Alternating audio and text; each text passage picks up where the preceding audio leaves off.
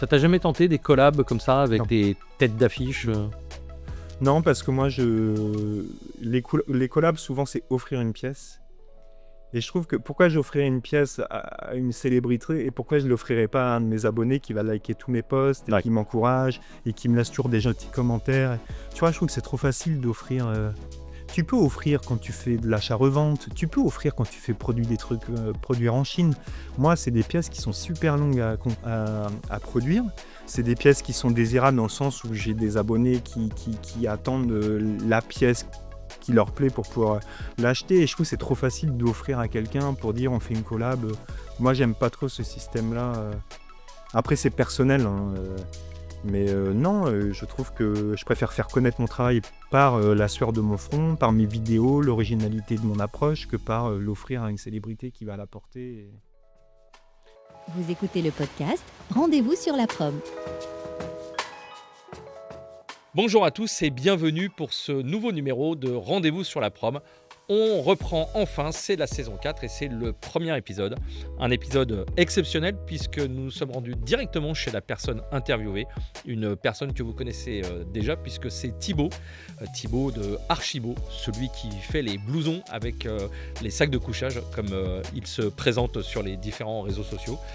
On l'avait découvert dans le deuxième épisode de la première saison et c'est lui qui va ouvrir cette saison pour voir 3 ans après ce qu'il est devenu, ce qu'est devenu Archibaud et si les blousons sont toujours aussi flamboyants et appréciés du public. Alors on va directement chez lui, c'est parti. Salut Thibaut. Salut Jean-Raphaël. On est super content de te retrouver. Pourquoi c'est un épisode un petit peu particulier et puis on va y revenir sur tout ce qui a été dit auparavant. C'est parce que tu es déjà passé dans Rendez-vous sur la prom, la première saison. Je crois que tu étais l'épisode numéro 2, si je ne m'abuse. Exactement, ouais, j'ai eu la chance de pouvoir participer à ce podcast et c'est un honneur aujourd'hui de participer une seconde fois. Bon, nous, c'est un honneur pour nous de te recevoir. Avant de commencer, tu sais quoi, ça me fait vraiment bizarre. Alors, on est chez toi, on est dans ta cuisine, dans ton univers, ton environnement, on va en parler. Et sincèrement, et je le dis déjà tout de suite, la manière dont on va se parler avec Thibaut, c'est que Thibaut et moi sommes amis depuis déjà quelques temps, donc on se connaît très bien, il n'y a pas de chichi entre nous. Tu sais, ça me fait vraiment bizarre de voir les micros ou mon téléphone sur cette table. Tu sais, j'ai l'impression que ça n'a pas sa place dans cet environnement, quoi. Ça fait bizarre, hein. Ouais, c'est étrange, effectivement. Ça va pas du tout dans le décor, mais... Ouais, on se dit que c'est des objets qui n'ont rien à faire là. Ouais. Voilà, ça devrait pas être ici.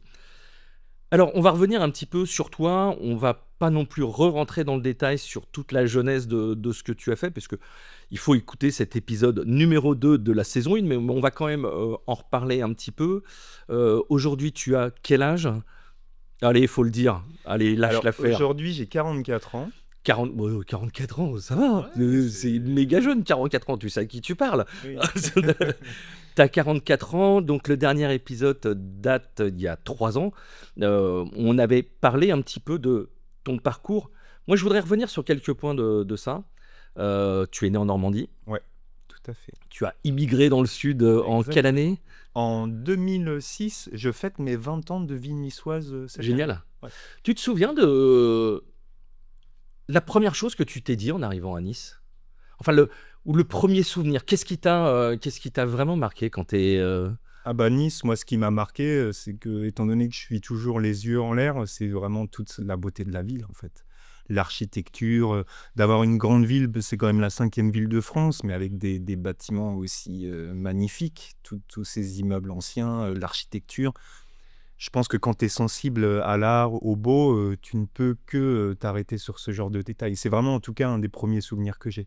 Et bien évidemment, la suite, c'est le climat, la mer, les couleurs. Enfin, c'est vraiment toute cette ambiance générale qui ont fait que je suis littéralement tombé amoureux de cette ville. Ouais, c'est marrant. Enfin, je trouve que justement, la ville, tu parles d'architecture, il y a une architecture qui est très haussmannienne dans certains C'est endroits. très, très riche. Contrairement, et on va pas citer de coins, mais sur la Côte d'Azur, il y a des coins qui sont très bétonnés, qui font très villégiature parce que c'est blindé de touristes. Et là, non, c'est une ville. C'est une ville. Ouais, c'est une ville, une grande ville où il y a tous les commerces de proximité. Tu peux tout faire. En plus, il y a plein de petits quartiers. Aujourd'hui, là, on est à Riquier parce que j'habite Riquier, mais quand je suis arrivé à Nice, j'étais plutôt du côté de Libération. Et tous ces petits quartiers, en fait, ce sont vraiment des petites villes dans la ville et tu as vraiment tout à côté et puis ce qui rend la vie dans ces quartiers hyper agréable. Moi, tu sais, ce qui est le truc, l'arrivée à Nice, enfin, c'est un coin où je repasse de temps en temps, que ça me fait toujours bizarre parce que ça me fait penser à mon enfance, où quand on est sur l'autoroute, il y a un bout d'un moment, il y a un passage, Oui, on est en hauteur tout à et on fait. voit la mer. Je vois très Et bien. moi, ça me fait, tu sais, l'idée de quand on partait en vacances l'été et tout d'un coup on passait et là on se disait ok ça y est c'est les vacances. Et des fois je repense à ça et là je me dis en fait j'arrive à la maison. Mais oui, c'est ça. Nous, on vit là où tout le monde vit en vacances. C'est vrai qu'on c'est une phrase qui revient souvent, mais c'est tellement vrai. On est vraiment privilégiés et il faut pas l'oublier. Parfois, on est pris tous dans la rapidité de la vie, dans nos boulots. Mais voilà, il faut se rappeler qu'on a quand même cette chance immense de pouvoir vivre là où tout le monde vit en vacances. Tu crois que ça t'inspire un peu pour le boulot? Je pense que ça m'inspire parce que moi déjà naturellement j'adore les couleurs, j'adore ce qui pétille, c'est vraiment quelque chose qui m'anime. Dans mes vestiaires, dans mes créations, c'est toujours très très coloré et forcément il y a la ville m'inspire, la lumière, la couleur, c'est indéniable. Ouais, bah, ça fait bouger, ça fait avancer. Alors pour revenir à toi, des études de comptabilité, Tout à donc fait. ce qui logiquement te mène vers ce que tu fais aujourd'hui. Ouais. Évidemment, tu passes après sur, donc tu travailles en magasin pour une marque, célèbre, voilà, d'un sorte d'alligator, de Fast fashion, ce qui est plutôt assez comique quand on voit ce que je fais aujourd'hui. ouais, ouais, c'est clair, c'est clair. Et puis un jour tu te dis, je crois que c'est en 2020, Ouais, c'est ça? 2020. Hem, tu te souviens, il y a un moment où tu t'es dit et sans dire, le boulot, les gens étaient cons, le produit me plaisait pas, mais il y a un moment où tu t'es dit: «Faut que je fasse autre chose. Faut que je le fasse pour moi». Ouais, en fait, c'est que moi, je suis quelqu'un de très perfectionniste et ce qui m'aide beaucoup dans Ouais, on va y mon revenir, ouais. activité d'aujourd'hui. Mais en fait, le boulot que j'ai exercé dans le commerce, je il y avait beaucoup de frustration, en fait, parce que, bah, c'était jamais assez, il faut toujours faire plus, il faut et puis c'est normal quand tu bosses pour des grands groupes, tu as beaucoup d'indicateurs, tu es quand même traqué sur pas mal de choses. Moi, c'est plus cet aspect-là où à la fin, je me sentais tellement enfermé dans quelque chose, voilà, que j'arrivais pas à maîtriser. J'avais l'impression qu'on me faisait pas confiance. Moi, j'étais directeur de magasin et quand tu es directeur de magasin, tu es quand même censé pouvoir prendre tes propres initiatives. Bien sûr. Seulement dans les grands groupes, aujourd'hui et ce que je peux comprendre, bah, en tant que responsable de magasin, tu n'es pas du tout décisionnaire. Tu ne fais qu'appliquer des process qui sont mis en place et tu ne décides de rien. Et avec des gens qui sont derrière toi, tout Voilà, et puis en même temps, tu gères la clientèle, donc c'est gérer de l'humain. Tu gères de l'humain encore avec des équipes que tu dois bah, briefer, développer, recadrer quand c'est nécessaire. Et en fait, tout mis bout à bout, à la fin, tu te rends compte que bah, en tant que perfectionniste, tu maîtrises rien. Et donc, c'est de la grosse, grosse frustration. En tout cas, ça l'a été pour moi. et quoi, c'est un matin, un soir, tu t'es dit: «Bon allez, basta, je» Plus ou moins, ou je ça a sentais mûri, ça ça a pique? mûri, mais je pense que j'ai frôlé le moment où j'allais plus en pouvoir. Et je me suis levé un matin, effectivement, je me suis dit: «Là, c'est plus possible, je peux plus rester dans en fait, je m'amuse plus, il y a plus rien d'exaltant». J'avais évolué en 20 ans dans le commerce, j'avais déjà gravi les échelons, j'avais plus beaucoup de perspectives d'évolution, sinon sur des postes qui m'intéressaient pas et je me suis dit: «C'est soit je passe ma vie enfermé dans un magasin à gérer de l'humain et à gérer de la problématique au quotidien, ou soit je prends la décision de tout plaquer et voilà, j'essaye de trouver quelque chose qui m'anime». Et entre la décision de tout plaquer, de faire quelque chose qui te plaît, qui t'anime, qui te voilà, où tu te sens, où voilà, où tu te sens en phase, aligné et Archibo, il se passe combien de temps et il se fait comment le cheminement de: «J'arrête, je veux faire Archibo et je veux faire ça dans Archibo»? Alors Archibo, sans rentrer dans les détails parce que, c'est expliqué dans le premier podcast. Moi, j'avais commencé la couture, moi je suis autodidacte, donc j'ai pas du tout de formation de couture. J'avais commencé en 2012 Archibo en créant des nœuds papillons. Donc c'était en plus de mon travail de salarié, ça m'a mis un pied en tout cas dans la création upcyclée parce que c'était déjà Et des ça, on va trucs y revenir en détail. à l'époque. Mais cette activité, j'y ai exercé, on va dire, elle a commencé en 2012, ça a duré 2-3 ans, c'était en plus de mon job, donc je ne l'ai jamais réellement développée. Moi, quand je suis arrivé à terme de mon activité professionnelle, c'est arrivé pile pendant le confinement. Donc, il y a aucun... Le Covid, moi, n'a pas déclenché un effet de vouloir faire autre chose. Comme beaucoup de gens, suite au confinement, qui sont remis en question et qui ont voulu faire autre chose. Moi, j'ai arrêté et pile au moment où je me suis retrouvé sans activité, il y a eu le confinement, ce qui m'a permis de me retrouver dans une bulle. Moi, j'ai été enfermé chez moi, sans voir personne, après une grosse période très fatigante et éprouvante psychologiquement. Donc pour moi, ça a été salvateur. Et suite à ça, après le confinement, je me suis dit, bon, qu'est-ce que je vais faire? Et autour de moi, tout mon entourage me parlait de Archibald, de mes deux papillons, de mes créations. Et là, je me suis dit, oui, c'est une piste, mais bon, je ne vais pas aujourd'hui vivre en vendant des nœuds papillons, c'est quand même un sacré challenge. Si je me remets dedans, il faut repenser le concept et en faire vraiment quelque chose où je puisse dégager des revenus, sortir un salaire et que ça devienne un vrai business sur lequel je puisse vivre. Donc c'est comme ça que j'ai réfléchi à faire des pièces un peu plus travaillées que des nœuds papillons. Donc j'ai commencé par faire des sacs. Donc, il y a eu des bananes, il y a eu des bobs, il y a eu des chapeaux. Au début, c'était des petits accessoires.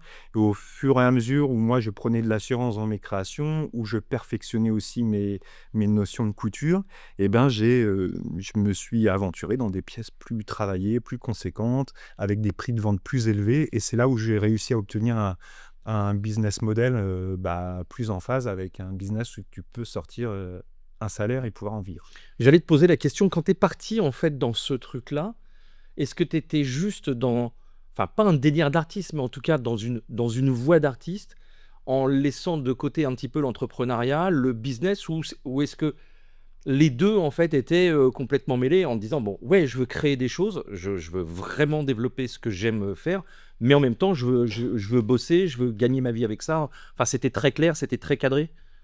Alors moi, j'ai double casquette. On a parlé de 20 ans dans le Et commerce. c'est vrai. Moi, je suis comptable de formation, même si j'ai jamais trop aimé la comptabilité. J'ai cette formation de comptable. J'ai 20 ans de Ouais. business, de marketing, T'avais de les codes. responsable de magasin.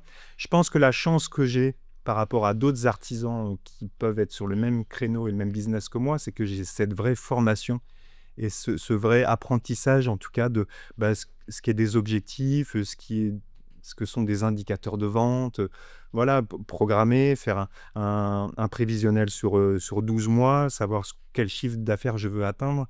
C'est quelque chose, aujourd'hui, en tout cas, j'utilise. Tout ce que j'ai appris en 20 ans, je l'utilise dans mon business. Donc, il y a cette notion, effectivement, de m'amuser, d'essayer de faire du beau, de faire du manuel, parce que je suis quelqu'un de créatif, mais j'ai aussi cette partie de moi qui est un entrepreneur, un commercial. Et alors, pourquoi l'upcycling? Est-ce que c'était tendance ou est-ce que c'était quelque chose auquel tu tenais vraiment? C'était pas possible de faire autre chose.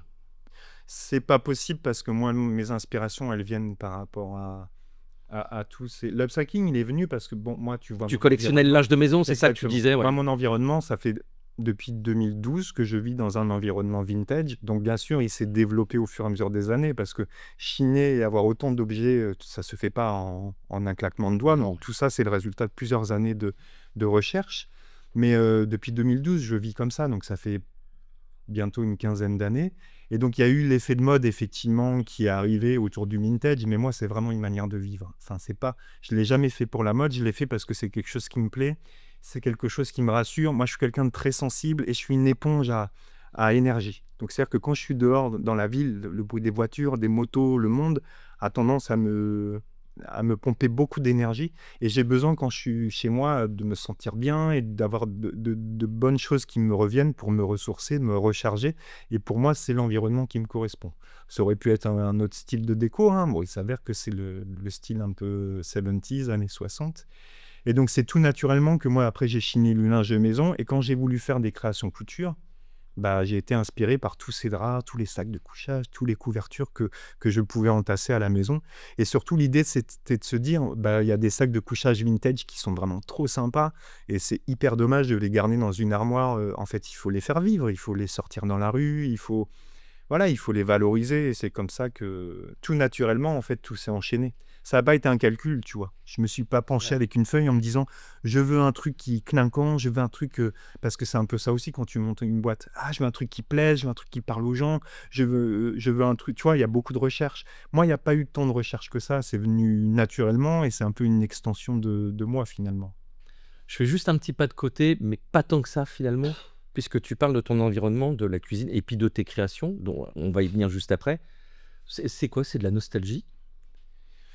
Je pense qu'il y a une part de nostalgie, oui, un peu comme tout le monde, mais une nostalgie positive, en fait. C'est se rappeler d'un souvenir, ça va être un objet, un motif, une tasse, va te rappeler un souvenir. En tout cas, moi, c'est comme ça que ça se passe. Et quand je sors des nouvelles créations, c'est souvent les commentaires qui reviennent aussi. Des gens sous mes vidéos qui m'ont dit: «Ah mais c'est incroyable ce drap, je l'ai lu encore ce matin. Ah ce drap, je l'avais dans un camping-car quand j'étais enfant».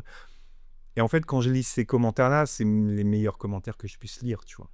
Ouais, mais ça nous fait du bien. C'est marrant en fait, à chaque fois que je viens, ici, hem, il y a toujours un objet qui, moi, me rappelle, mes grands-parents, voire même enfin bon voilà, C'est le souvenir, ma quoi. maman n'est pas si vieille que ça, mais voilà, C'est le souvenir. et c'est ultra positif en fait, ça Ouais. fait du bien, ça en fait, tu souris, tu te dis: «Ah mais Ouais, ouais, mais en exactement. fait, ce presse-purée, mais je l'ai toujours connu, quoi». Et puis c'est faire perdurer un petit peu aussi, voilà, une époque qui a pu marquer certaines personnes. Après, tout le monde n'aime pas cet environnement-là. Moi, je le respecte. Après, je ne l'ai jamais imposé, hein.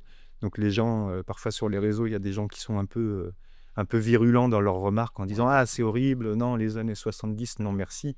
Après, c'est personnel, mais voilà, en général, ça laisse jamais indifférent. D'ailleurs, les remarques négatives, voilà. Ça fait partie du Et jeu. puis ça prouve bien que ça laisse pas indifférent, que Ouais, tu aimes ouais. ou que tu n'aimes pas. Il faut, de toute façon, justement, pour faire, réagir les gens. Mais moi, voilà, ces tasses-là et tout, ça fait du bien. On va revenir à Archibo, et sur tes créations et sur ces 3 ans qui se sont passés.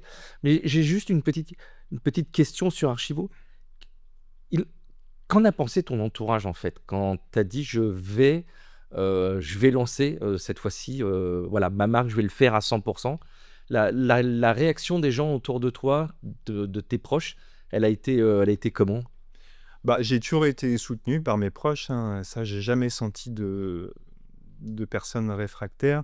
Moi, pendant 20 ans, j'ai pas mal, travaillé, évolué, donc je pense que je leur ai prouvé que j'avais la tête sur les épaules. Tu vois? J'ai pas ce caractère, même si j'ai l'air d'un illuminé là dans ma cuisine avec toutes ces créations colorées derrière moi, j'ai quand même bien la tête sur les épaules et mon entourage le sait, donc non, j'ai été quand même encouragé. Après, il a fallu que je prouve que j'allais être capable d'en fonder un vrai business, artisanal, mais non, non, ça va, j'ai quand même été assez soutenu. Et puis les gens, même dans mon entourage, pour le personnage que je suis aussi, donc Bon, Archibo, alors il y a 3 ans, le 23 mars 2023, quand, Julien t'interviewait pour la première fois, c'était parce qu'il s'était passé un événement particulier.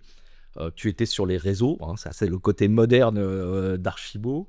Tu étais sur les réseaux, tu as été, je crois, à 7 000 et quelques abonnés et d'un coup, tu es passé à 50 000. Donc c'était un choc, un choc ah bah, important. c'était une étape, ouais. C'était une étape.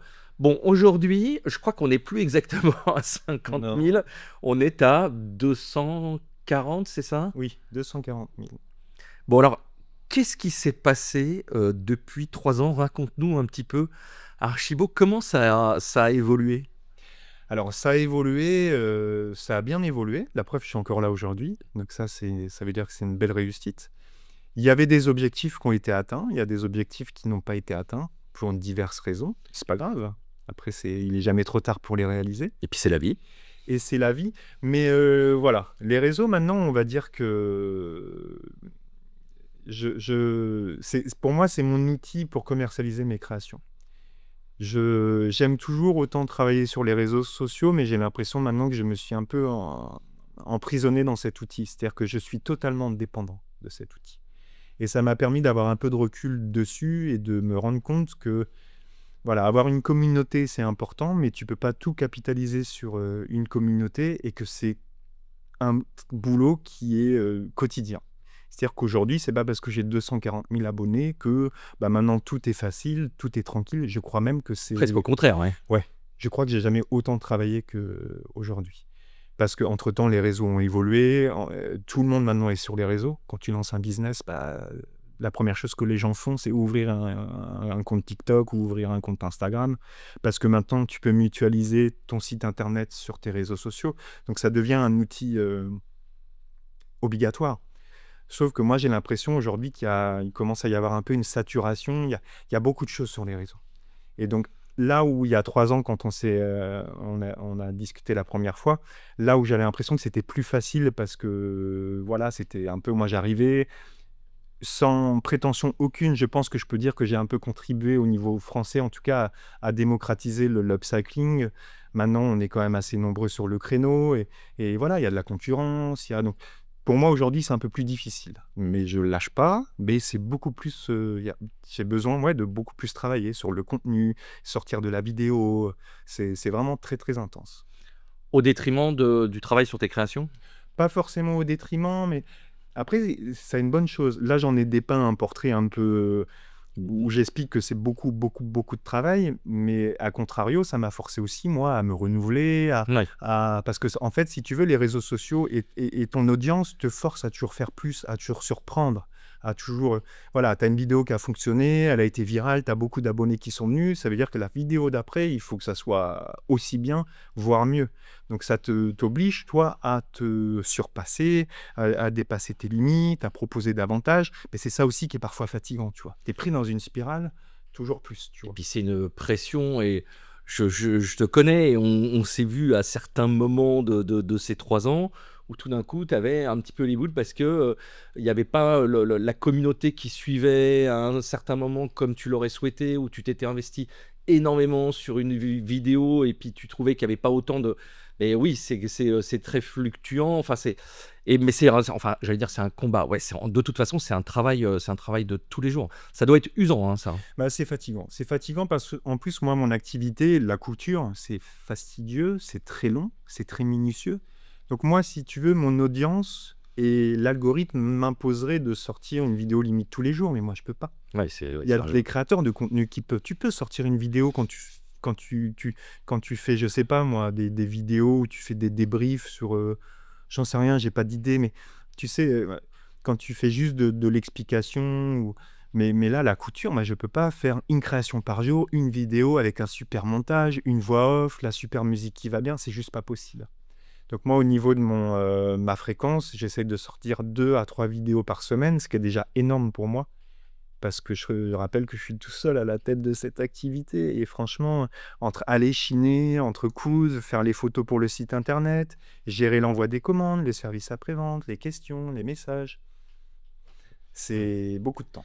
Beaucoup de temps et sans compter qu'on va y venir, hein, tes pièces se sont, j'allais dire, améliorées, elles se sont affinées. Tu es allé sur d'autres choses aussi, hein. On voit, des pantalons, qui viennent d'être faits. Il y a eu des chemises qui ont été faites. Donc il y a un travail, de dingue. Tu parlais que tu étais tout seul. Dans la première interview avec Julien, tu avais dit, quand il t'avait demandé, je crois, l'avenir, et tu avais dit: «Bah, oui, bah, certainement, peut-être qu'il y aura du monde, un petit peu pour m'aider et faire un petit peu plus». Puis finalement, non. Non, finalement, non, ça fait partie des choses qui ne sont pas concrétisées. C'est-à-dire que j'ai évolué sur certains aspects. Mon business est toujours resté le même concernant mon mode de travail. C'est-à-dire que je suis toujours à la maison. Je suis toujours tout seul. Je pense, en toute honnêteté, je pense que je suis dans la mauvaise ville pour pouvoir m'implanter plus concrètement. Je parle surtout au niveau de l'immobilier. Avoir un local, c'est quand même assez compliqué sur Nice. C'était moi mon objectif, mais aujourd'hui, j'arrive à me sortir un salaire convenable pour le travail que je fournis. Demain, si j'avais voulu et j'ai essayé de trouver un local. Seulement, les charges sont trop importantes. Et c'est là où il aurait fallu peut-être que je m'associe avec d'autres personnes. Il aurait fallu que, voilà, que je sois accompagné. Et c'est quelque chose que j'ai toujours refusé parce que je tiens à ma liberté aussi. Travailler seul, tu es libre, tu fais ce que tu veux. Moi, j'adore mon business, mais je me suis toujours laissé la porte ouverte à peut-être l'arrêter un jour si j'en avais marre ou si j'avais envie de faire autre chose, tu vois. Tu continues à te faire plaisir quand tu es devant ta machine? Je continue. Je me fais moins plaisir quand je suis sur les réseaux sociaux. Alors, il y a quand même eu des trucs de fou, hein, sur les réseaux sociaux. Je me souviens, post, Jeux olympiques, Ouais. Tu peux raconter cette histoire? C'était quand même complètement dingue. Alors les Jeux Olympiques, gros événement en français, évidemment. Il y a eu des reportages télévisés où les équipes allaient filmer dans les villages olympiques. Donc on voyait le mobilier, les chambres, les lits en carton. Et il y avait cette fameuse couette. Et quand la vidéo a commencé à circuler, j'ai mes abonnés qui me taguaient sous les vidéos en me disant « Ah, mais il faut trop que tu récupères une couette. » Donc j'ai eu plusieurs comme ça messages et remarques de mes abonnés. Et je me suis dit « Vas-y, on va faire un petit jeu. Challenge, j'essaye de me récupérer une couette. » Donc les JO passent, je regarde un petit peu sur Vinted, tout ça. Bon, les couettes étaient hors de prix. Et je me suis dit, bon, on va attendre un petit peu. Et entre-temps, j'ai l'épouse d'un coach sportif, je crois, de mémoire, qui m'écrit en me disant, écoute, j'ai mon mari qui a participé au JO, il a récupéré une couette. J'aimerais trop lui faire un cadeau, que tu fasses un blouson avec. Et moi, bingo, je me suis dit, parfait. J'ai l'occasion rêvée de faire la couette, ça me permet de faire ma petite vidéo, de répondre à la demande de mes abonnés, et puis le job est fait, quoi. Donc je réalise ma vidéo, j'envoie la commande, je poste, et là, grosse viralité. Après, voilà, je te cache pas que c'était le but recherché aussi. Oui, non, mais Surfer sur l'événement, me faire connaître. c'est aussi le business, hein. C'est du business, effectivement. C'est aussi le business. Qu'est-ce que t'appelles grosse viralité? Oh, je crois qu'on était à 2 millions de vues. Et des commandes de vestes de JO dans tous les sens. Ouais, alors c'est un peu le problème des réseaux sociaux, c'est quand tu as une viralité, c'est que tout le monde arrive. Et tout le monde veut la veste. Tout le monde veut la veste, sauf que moi je suis artisan et c'est pour ça que tu vois la viralité. Moi maintenant aujourd'hui, avoir beaucoup d'abonnés, avoir de la viralité, c'est plus vraiment ce que je recherche.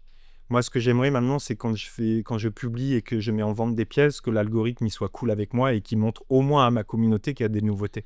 Ce qui n'est pas toujours le cas. Et là, ouais, le problème, c'est qu'en plus, l'algo, il change Ouais. tout le temps. C'est Ouais, mais compliqué. parfois, tu vois, je vais sortir des nouveautés et vraiment, il y a plein d'abonnés qui me disent « Ah, mais j'ai pas vu qu'il y avait Ouais, des c'est nouveautés. » Après, à eux aussi d'aller chercher. Il faut pas non plus que ça soit toujours Ouais, tout mais les gens, cuit, ils hein. t'oublient vite aussi. Oui, je sais. Tu sais, les gens, quand tu scrolles à l'infini, il y a des gens... Moi, je reconnais que parfois, ça m'arrive de voir une vidéo de quelqu'un et me dire « Ah, mais ça fait une éternité que j'ai pas vu. » Parce qu'en fait, tu consommes, c'est tellement rapide.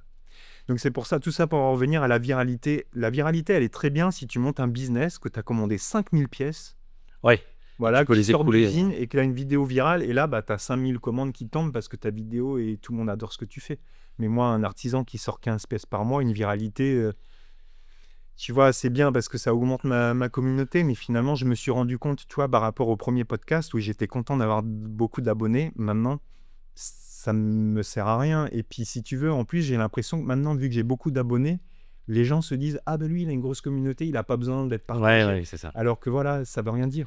Après, dans tes abonnés, enfin, et notamment dans tes clients, tu me disais, un jour on en parlait, que tu avais des gens qui étaient très fidèles, donc qui ont Exact. commandé plusieurs pièces. C'est top Exactement. ça quand même. Ah bah aujourd'hui, et je les remercie aujourd'hui s'ils écoutent le podcast, en ce moment, on va dire la moitié de même un peu plus de la moitié de mes ventes, ce sont du client qui revient, des clients réguliers. Donc C'est c'est génial, hein. hyper rassurant parce que ça prouve que mon activité, elle est quand même, mon business, il est sain parce que les clients se fidélisent, ils sont contents de mon travail et ils reviennent. Mais c'est là où je me rends compte qu'effectivement, on parlait d'algorithmes, de nouvelle clientèle, j'arrive plus à capter vraiment une nouvelle clientèle. Parce que c'est plus compliqué, parce qu'on est plus nombreux même sur l'upcycling, je le vois. Et c'est ce qui m'a poussé, moi, à diversifier, à aller plus loin dans mes finitions. Parce que des blousons sacs de couchage, maintenant, t'en trouves très facilement. Alors qu'il y a 3 ans, quand j'ai commencé à exploser, c'était un peu moins répandu. Après, comme tu le disais, hein, tu vas pas prendre les gens, tu vas rester sur quelque chose où tu es... Et on va y revenir dans quelques instants sur la qualité de ton travail aujourd'hui. Donc de toute façon, tu es limité. Tu pourrais pas avoir 50 clients de plus Non. par mois. Non, mais au moins avoir des nouveaux clients et pour faire découvrir aussi à d'autres personnes. Je trouve que c'est important de renouveler sa clientèle et c'est pour ça que j'ai diversifié aussi les collections parce que moi, mon vrai concept, et j'y tiens, et j'ai fait un peu entorse à cette règle, mais moi, mon concept, c'était les blousons avec les sacs de couchage. Aujourd'hui, c'est comme ça qu'on m'interpelle dans la rue et c'est comme ça que c'est ce que j'ai mis dans ma bio Instagram. J'ai mis le type qui fait les blousons avec les sacs de couchage, c'est moi parce que c'est ce que les gens disent dans la rue. Ah, mais c'est pas vous qui faites les blousons avec les sacs de couchage. Et je trouve que la formule, elle est rigolote et je trouve que c'est génial d'être reconnu, entre guillemets, en étant le type qui fait les blousons avec les sacs de couchage. Donc ça, c'est mon cœur d'activité et j'y tiens et j'ai jamais voulu diversifier. Et à un moment donné, voilà, j'ai conscience qu'un blouson, c'est une pièce avec un certain prix assez conséquent On va y revenir. et tout le monde ne peut pas se le permettre. Donc l'avantage en faisant des pièces un peu moins volumineuses et moins longues à produire qu'un blouson, je peux avoir des prix qui descendent un petit peu et voilà, ça permet à d'autres personnes de pouvoir s'offrir une de mes pièces. Il y a eu 2-3 stars qui ont porté tes blousons. Tu peux nous en parler et puis ça a fait quoi en fait? Alors oui, j'ai eu quelques célébrités. Bah, il y a Zao Zagazan, je pense que c'est principalement elle, hein, qui a acheté une de mes créations. C'était avant qu'elle commençait à être connue. C'était juste avant ses victoires de la musique, on va dire 1 ou 2 mois avant. Elle a pu acquérir une de mes vestes et effectivement, ça m'a fait venir du monde. Mais voilà, c'est comme une vidéo virale. Les gens arrivent et ils veulent la veste de Zao, mais la veste de Zao, il y en a qu'une. Elle Parce n'existe que pas, mes regarde. créations sont uniques et c'est la force du concept aussi. Il n'y en a pas de pareil. Et après, c'est bien parce que ça te crédibilise en tant que marque et en tant que... Je pense que ça rassure les gens. Tu vois, le client, après, qui commande sur Instagram, sur un site internet, il ne sait pas trop si c'est sérieux ou pas. S'il voit qu'il y a une figure célèbre qui porte une de mes vestes, il se dit, bon, ça apporte de la crédibilité. Mais ça apporte pas forcément 10 000 clients en plus. Ça t'a jamais tenté des collabs comme ça avec Non. des têtes d'affiche Non, parce que moi, les collabs, souvent, c'est offrir une pièce. Et je trouve que pourquoi j'offrirais une pièce à une célébrité et pourquoi je ne l'offrirais pas à un de mes abonnés qui va liker tous mes posts et Ouais. qui m'encourage et qui me laisse toujours des gentils commentaires. Tu vois, je trouve que c'est trop facile d'offrir. Tu peux offrir quand tu fais de l'achat-revente, tu peux offrir quand tu fais produire en Chine. Moi, c'est des pièces qui sont super longues à produire. C'est des pièces qui sont désirables dans le sens où j'ai des abonnés qui attendent la pièce qui leur plaît pour pouvoir l'acheter. Et je trouve que c'est trop facile d'offrir à quelqu'un pour dire on fait une collab. Moi, j'aime pas trop ce système-là. Après, c'est personnel, hein, mais non, je trouve que je préfère faire connaître mon travail par la sueur de mon front, par mes vidéos, l'originalité de mon approche, que par l'offrir à une célébrité qui va l'apporter. Tu as déjà eu des réflexions sur les réseaux et c'est bien parce que c'est aussi, c'est comme ça qu'on grandit, que ça anime et puis qu'on réfléchit à tout le concept, mais des gens qui, pas t'ont reproché, mais qui ont dit: «Ouais, c'est quand même des pièces qui ont un certain prix». Hem, toi, tu réponds quoi à ça? Parce qu'effectivement, il y a tout le monde ne peut pas forcément, se payer un blouson, archi beau, c'est évident.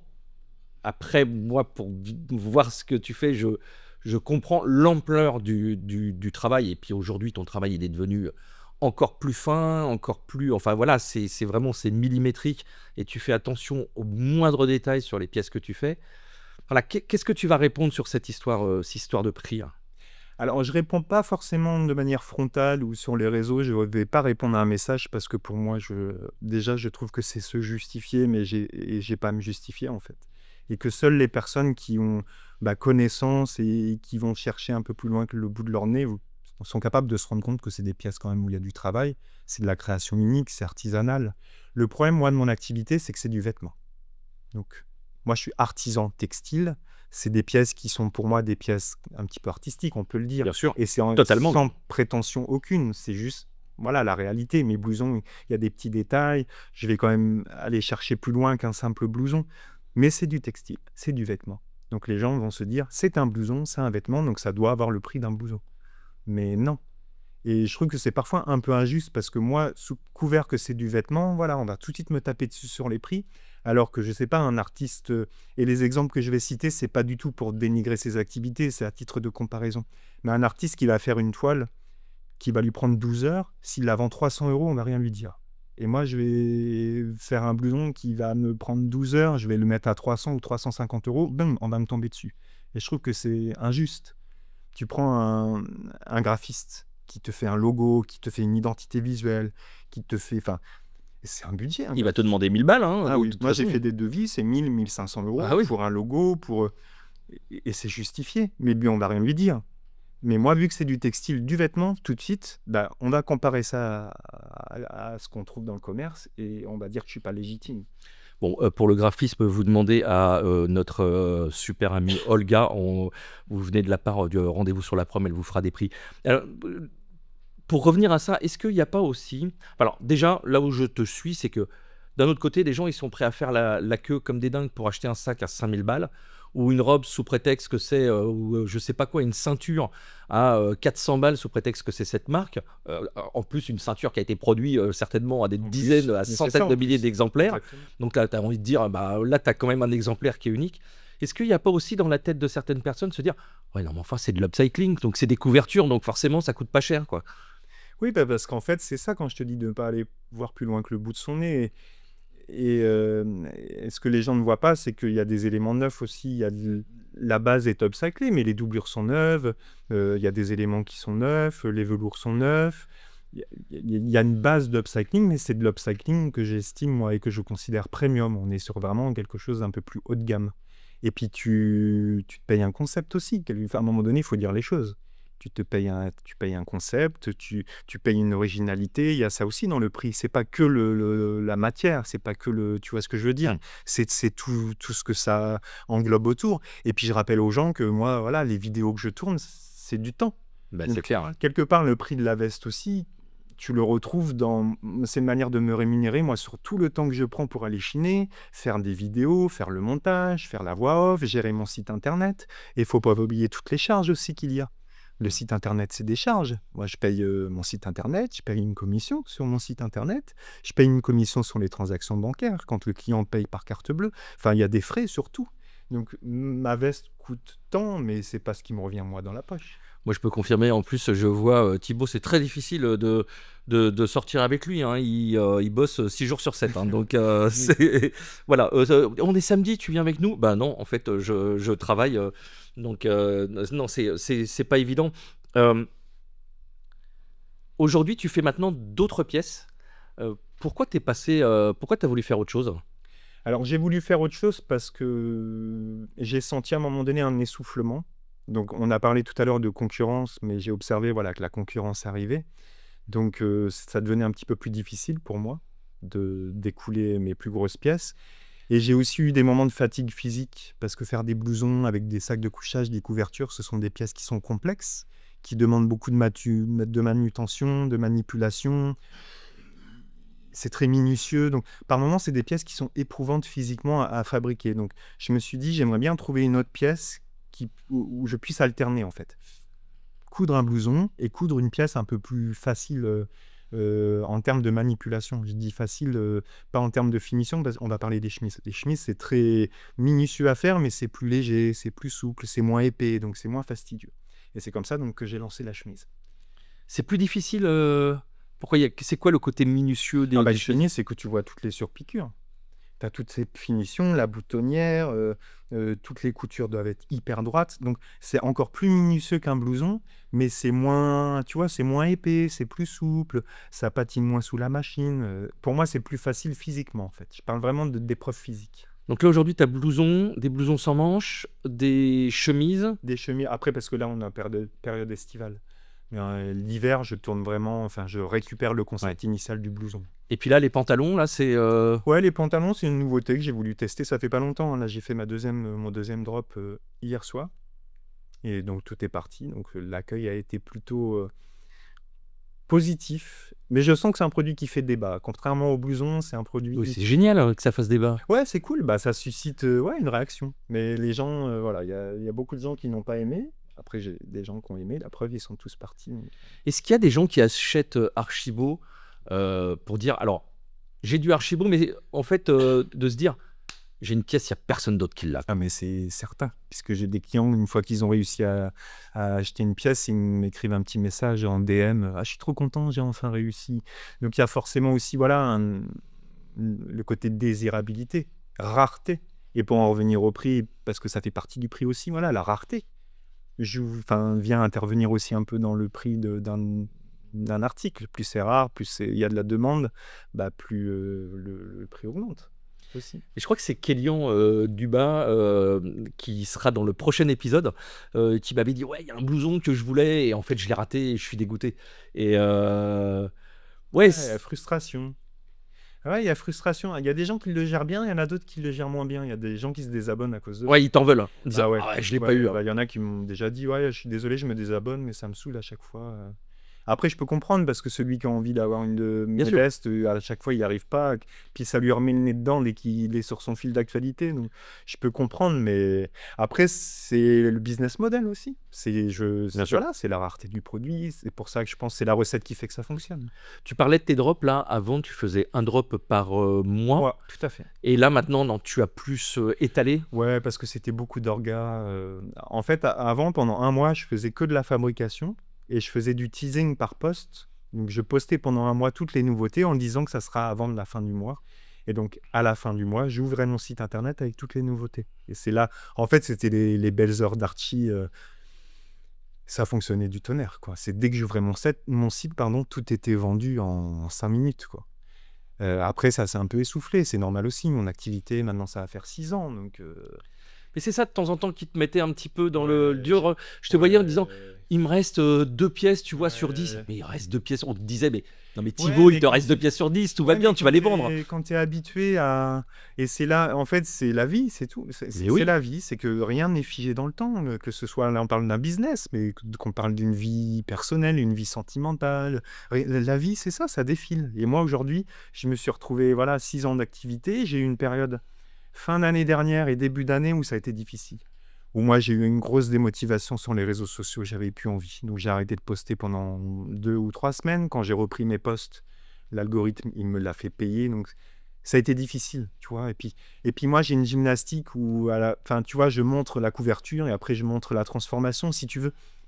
J'ai pas beaucoup de possibilités de varier mes vidéos, en fait. On tourne toujours un peu sur le même style de vidéo. Donc, ça a été, ouais, j'ai eu des moments difficiles. Maintenant, je me suis repris en main, je me suis remotivé.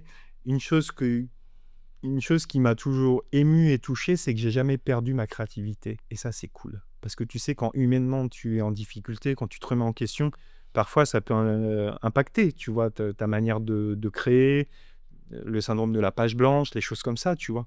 Moi, je n'ai jamais manqué de créativité.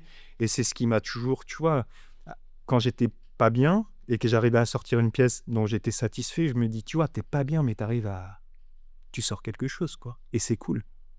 Donc, ouais, et comme quoi, ne jamais baisser les bras, c'est hyper important. Et puis, il y a le fait de bosser seul aussi. Tu bosses seul, c'est que tu n'as personne à côté de toi ah, qui te t'es face dit. à tous tes Ah, défis. mais Hein. tu es face à toi. Et puis, tu es devant ta machine à coudre. Et quand tu pas bien, tu ressasses, qui te saoule, tu vois. Donc, quand tu es en questionnement sur ton business, bah, tu couds et tu penses qu'à ça toute la journée. Et c'est T'écoutes ça. de la musique quand tu couds? Ouais, musique, beaucoup de musique, ouais. Parfois, sinon, je me laisse aller à mon imagination, mais ouais, c'est pas évident de travailler seul, hein. C'est une discipline. Moi, je suis quelqu'un de vaillant et courageux, donc si tu veux, il y a des gens qui vont te dire, ah, moi, j'arrive pas à me motiver. Ah non, moi, quand je suis tout seul et si je dois bosser ou en télétravail, je me suis vite déconcentré. Moi, je suis un travailleur, donc du matin au soir, je suis à fond.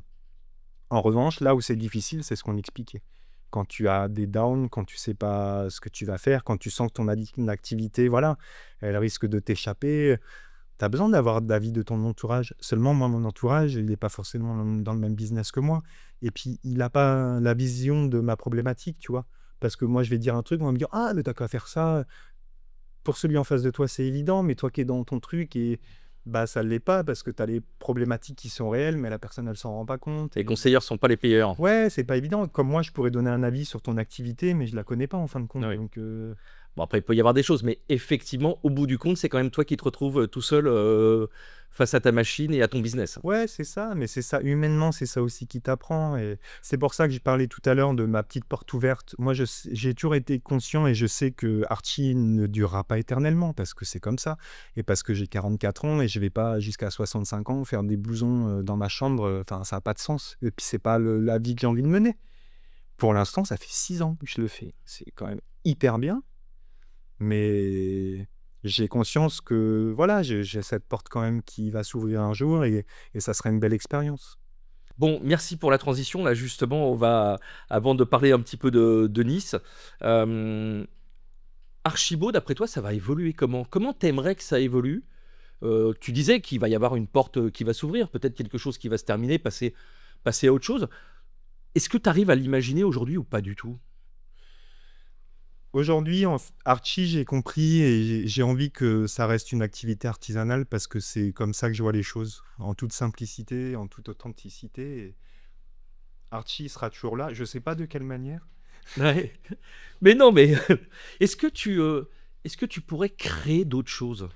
Je pense oui, parce que maintenant ça fait partie. Et puis c'est mon avatar, tu vois. Ça fait un peu schizophrène de dire ça, mais c'est mon avatar créatif et il a besoin Ouais. d'être là. Donc je sais pas. Je pense que je ferai autre chose parce que j'ai envie de faire autre chose.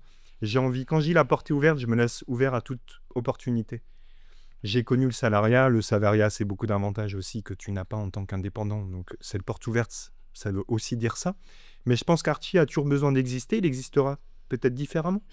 Peut-être double activité, peut-être relancer une autre activité. Ouais.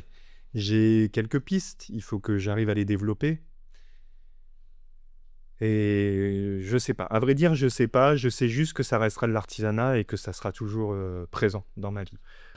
J'extrapole, mais je fais des trucs je pars dans tous les sens, mais une grande maison arrive, vient te voir et te dit: «On aimerait que tu sois directeur artistique». C'est un truc qui te dirait, par exemple? Non.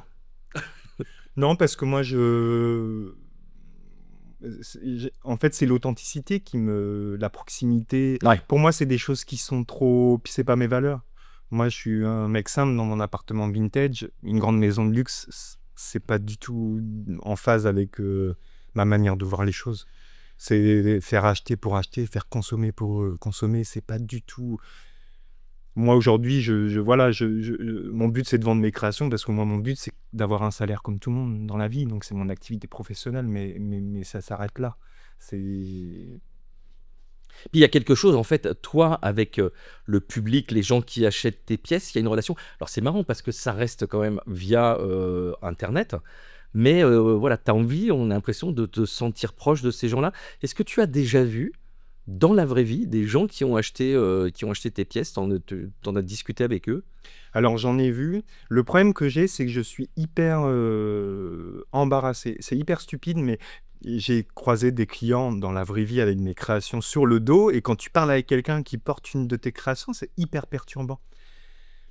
Il y a un côté où effectivement il y a une fierté, mais donc ouais, il y a ce côté perturbant, mais après les gens sont tellement enthousiastes et tellement fiers voilà, de porter tes créations. Mais ça m'est arrivé ouais, de croiser des gens. Ça m'arrive souvent aussi de recevoir des photos sur Instagram de gens qui sont dans le métro et qui vont reconnaître une de mes vestes, donc ils vont prendre une petite photo discrète, ils vont me l'envoyer. Mais c'est fou, hein, je vois de ton côté, des fois sur ces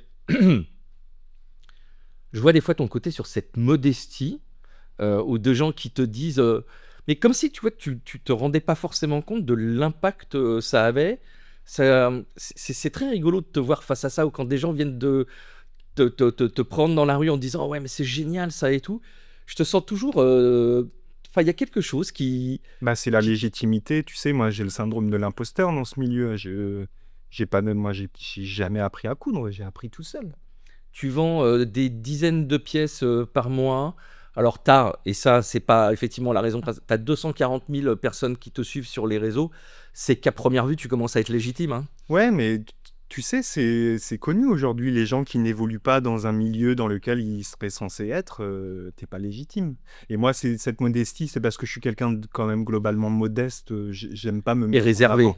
Ouais, ça fait partie de mon caractère, et puis je trouve que c'est bien aujourd'hui voilà, de garder la tête sur les épaules, et puis, mais il y a aussi ça, moi je me sens pas du tout légitime. Tu vois, sur les réseaux, je suis suivi par des comptes de nanas ou de mecs qui tiennent qui sortent d'écoles de couture, qui font du patronage, qui font. Mais moi, j'ai jamais appris à faire un patron.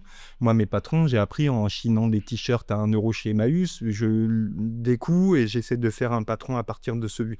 Et tu vois, c'est la somme de toutes ces trucs que je rafistole où j'arrive à créer des coupes, tu vois. Donc, ouais, je me sens pas légitime. Je pense que cette modestie, voilà, je me dis après, pourquoi moi, quoi, tu vois. Bah, écoute, pourquoi toi? Parce qu'il y a des gens, voilà, qui aiment ce que tu fais, qui pensent que c'est pro, que c'est bien fait et puis que ça leur plaît, en fait, surtout. Ouais, c'est ça. Non, Donc mais il y a c'est pas de sûr. question à Mais se je pense poser, que quoi. les gens aiment aussi ce côté authentique. Ils aiment bien. En fait, un client, il va acheter pour la création, mais je pense qu'il achète aussi pour la personne qui. Il y a un côté humain, en fait. Et je pense que quand tu enfiles ton blouson Archie, si tu l'as acheté via Instagram, il y a des moments forcément tu penses à ce type qui est dans sa cuisine vintage et qui fait l'imbécile devant sa caméra, quoi. Bon, est-ce que ce gars, il sort un petit peu de sa cuisine vintage? On va un petit peu parler de Nice quelques minutes. Tu le disais tout à l'heure, hein, c'était pas forcément l'endroit le plus propice pour avoir en tout cas un pas de porte pour ouvrir quelque chose. Est-ce que cette ville, tu t'en as déjà un petit peu parlé, les couleurs et tout, elle t'inspire? C'est une ville, qu'est-ce que tu lui trouves de particulier par rapport à d'autres endroits que tu as pu connaître? Tu as habité à Annecy, qui est quand même pas l'endroit le plus moche Magnifique. de France. Bon, la Normandie, c'est autre chose et c'est un autre climat. Qu'est-ce qu'il y a de particulier ici? Bah, il y a le soleil. Il y a le soleil. En fait, on peut tout se permettre, on peut tout porter. Je parle, voilà, moi, par rapport à mes inspirations. C'est vrai que si j'étais en Normandie ou dans des régions un peu plus grises, il y a évidemment des choses que je pourrais moins me permettre de porter. Et il faut dire les choses telles qu'elles sont. Ici, on a quand même cette lumière, on a quand même des grands artistes qui sont venus sur la Côte d'Azur. Enfin, c'est pas pour rien, quoi. Et forcément, ça influe sur cette lumière, cette énergie. Enfin, c'est vraiment pour moi des énergies, c'est un ressenti. Je pourrais pas, enfin, c'est pas toujours facile de mettre des mots sur un ressenti, mais ouais, c'est Toi qui aimes voyager, euh, qui aimes découvrir plein d'autres endroits, est-ce que tu as besoin de revenir ici? j'ai forcément besoin de revenir ici parce que bah, c'est là où j'ai toutes mes habitudes. Et puis j'ai besoin, oui, de retrouver cet environnement qui me tient à cœur, retrouver mon appartement vintage, personnellement. Mais oui, retrouver mes habitudes et puis aussi cette architecture, j'en ai parlé en introduction, mais pour moi c'est incroyable, quoi. Tu vas te promener, tu vas dans le quartier des musiciens. Bah, Nice, c'est quand même la belle époque, ça s'est démocratisé, voilà, dans les années 1900, 1910, tous les casinos qui sont arrivés. Il faut se rendre compte de ce patrimoine immobilier qu'on a. Moi, je parle surtout, voilà, de tout ce qui est esthétique parce que c'est ce qui m'anime aujourd'hui. Mais c'est quand même c'est un musée à ciel ouvert, quoi. Et j'ai l'impression, tu vois, tout le monde n'a pas cet œil-là. Il y a des gens qui n'ont pas cette sensibilité-là. Et parfois, Nice, voilà, on nous dit c'est une ville de vieux, il se passe pas grand-chose, ouais, c'est pas terrible. C'est quand même, on a quand même, c'est un joyau architectural, c'est un art de vivre, on a quand même énormément de chance. Et puis c'est de moins en moins, je trouve, en tout cas moi je vois pas une ville de vieux. Moi non plus. Mais après, voilà, après les gens aiment bien coller des étiquettes aussi, tu vois, telle ville, telle mentalité. Après, c'est français aussi, on aime bien coller des étiquettes, quoi. Donc pour l'instant tu t'y sens bien. Ouais, moi je m'y sens bien. On a 2 questions récurrentes sur Rendez-vous sur la prom, donc tu vas t'y coller comme tout le monde bien évidemment. La 1re question, c'est 3 endroits, où on peut trouver, Thibaut. 3 alors c'est, des restaurants, la plage, un bout de montagne, une grotte, un magasin, n'importe quoi. 3 endroits où, tu vas, régulièrement, que tu aimes, que tu apprécies. Bah, 3 endroits déjà. Premier endroit, tu vas me retrouver forcément dans une ressourcerie. Donc, je vais te parler de la ressourcerie la plus proche de chez moi. Donc moi, je suis quartier Héritier et il y a Secours Populaire, qui est, quartier Bonaparte. C'est là où je trouve pas mal de linge de maison, mais un petit peu de déco. Donc ça, c'est une bonne adresse. On me demande souvent des bonnes adresses, pour chiner à Nice. En plus, voilà, le personnel est hyper sympa, c'est associatif, donc ils sont hyper contents de tenir ce petit local. Ensuite, tu vas me trouver. Alors, moi, j'adore les lunettes. Je suis un fou de lunettes, mais déjà parce que j'ai pas le choix. Je suis myope comme une taupe, il me faut absolument des lunettes. Et donc, on peut me trouver chez Binocle et Sonotone. Donc, c'est quartier. C'est Durandi, en face l'arrêt de tram Durandi. Et la sélection est juste incroyable. C'est ce que tu portes, aujourd'hui? La marque s'appelle Regards, mais ils ont d'autres marques, une sélection folle, vraiment de très très belles lunettes. Je sais que toi tu adores les montres, donc on discute souvent de montres, C'est vrai. de belles montres. Et j'en porte pas aujourd'hui, c'est complètement fou. C'est la première fois depuis Ça- très longtemps, oui. Exactement. Moi j'aime pas les montres, je m'en moque, mais j'ai envie de me faire plaisir, bah, je m'offre une belle paire de lunettes. Je trouve que c'est important. Le visage, c'est important, les lunettes, c'est important. Donc j'encourage tout le monde à aller chez Binocle et Sonotone. En plus, l'équipe est incroyable. Et troisième adresse, moi je vais parler mercerie parce que c'est mon domaine. Et à Nice, il y a une petite problématique, c'est qu'il n'y a pas beaucoup de merceries. Et il y a Toto qui a eu des difficultés sur le plan national, mais qui viendrait ouvrir sa boutique rue de France. Et j'adore le personnel, je les vois plusieurs fois par semaine parce que j'ai toujours besoin d'un fil de couleur particulier ou d'épingles ou de doublures. Donc ils me voient plusieurs fois par semaine et ils sont toujours hyper sympas. Et voilà, pour les Niçois, si vous cherchez une mercerie, allez chez Toto, rue de France. Et pour terminer, est-ce que tu peux nous donner le nom d'une personne qu'il faudrait qu'on invite dans Rendez-vous sur la prom et puis nous expliquer pourquoi? Alors pour Rendez-vous sur la prom, je verrais bien le duo de choc Ida et Franck. Donc Ida et Franck, c'est un couple à la ville. Et ils tiennent un concept store rue du lycée qui s'appelle Everlast. Et en fait, ce concept store, il est à leur image à tous les deux parce qu'il y a une partie disque vinyle en fond de boutique tenue par Franck. Il faut savoir que Franck, en plus, au niveau local, c'est quand même une référence pour les fans de disques vinyle. Quand si tu recherches un disque bien particulier, il a sa petite notoriété, enfin sa belle notoriété même. Et Ida, elle, dans ce même local, elle tient une partie seconde main, avec une belle sélection de meubles, de déco. C'est vraiment raffiné avec beaucoup de goût. Et donc, moi, c'est un couple que j'ai rencontré. En fait, j'ai eu un petit article un jour dans un magazine local et Ida m'a contacté parce qu'elle recherchait pour faire des événements pop-up. Donc, c'est comme ça qu'on s'est rencontrés. Moi, j'ai fait un pop-up avec elle où j'ai pu vendre mes créations. Et puis voilà, je pense qu'on peut dire aujourd'hui qu'on s'est liés d'amitié.